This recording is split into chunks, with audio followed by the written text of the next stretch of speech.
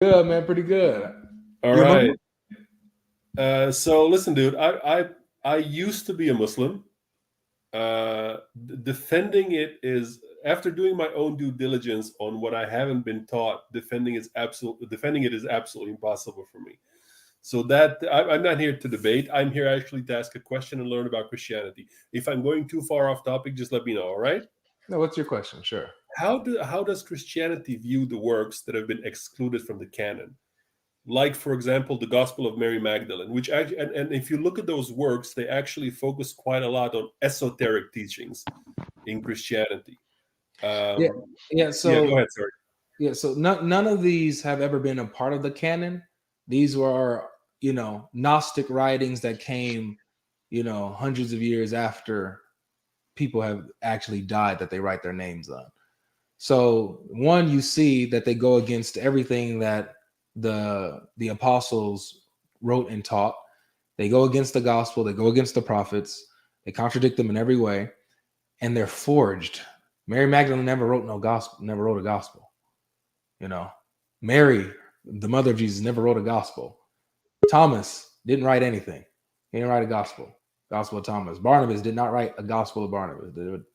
They did all this type of stuff, man. So it's a Okay, clear so it's forgery. basically historically proven that these are forgeries then. Absolutely, without a shadow of a doubt. Okay, so that was my short question. I just wanted to know that, guys. Thank you so much, and until the next time.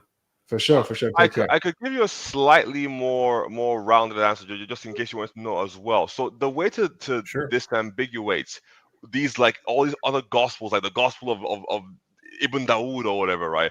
The way you can disambiguate them is effectively ask yourself like four questions, which are like the four criteria that were used in the early church to determine what the New Testament canon was. Number one, can you tie it back to an apostle?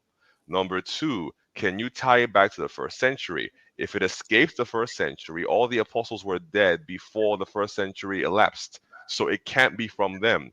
Was it used for teaching in any church anywhere in the world? Did people go to the Gospel of Mary Magdalene to to see the life of Jesus, or to learn and teach the congregation? And then lastly, was it seen as authoritative? Were people referring to the Gospel of Mary Magdalene in order to prove a point on doctrine? If it doesn't meet those four, then it probably is a gospel from anywhere from the early second down to the 16th century.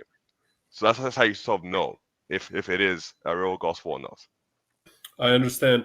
And what about, because there have been, as far as I have understood it, there have been smaller groups of early Christians who have followed some of these, gnosis, if you will, or teachings or whatever, and they were of the opinion that it should be included in the teachings, but at the same time, these were groups of people who did not see Jesus as a divine character, but rather like some type of Buddha figure, if you will. So I think it's okay for Christians to be very strict in saying that if anybody denies the crucifixion, the resurrection, or the hypostatic union of Christ, then definitionally they're not a Christian. Straight up. Okay, yeah, that's fair enough. That's fair enough, definitely. All right. If you have any more questions, Big Dame, you're welcome That to come was back it. on Thank you guys so anytime. much always for the hospitality. Have a good one. You too, God brother. bless. Take care. All right, all right. So this guest won't be able to hear you, Dawood. You're gonna have to I'll keep shut. quiet. I'll stop talking. All right. Okay. By the way, it's Wednesday. What you doing here? I got time. I saw you on. Yeah, you got time. Yeah, You I got got time. time today. I got time today. Can't guarantee I'll have time next week, but we'll see. Nice, nice.